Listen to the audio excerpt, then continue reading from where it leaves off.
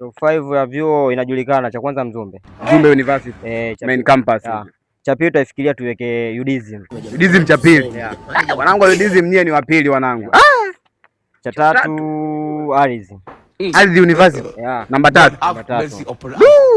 Namba 4. Namba 4 tufikirie kuweka UDOM.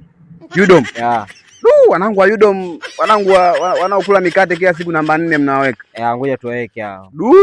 Wanangu wa UDOM mnasikia mambo jamaa, mnasikia matusi ya watoto wa Mzumbe hawa.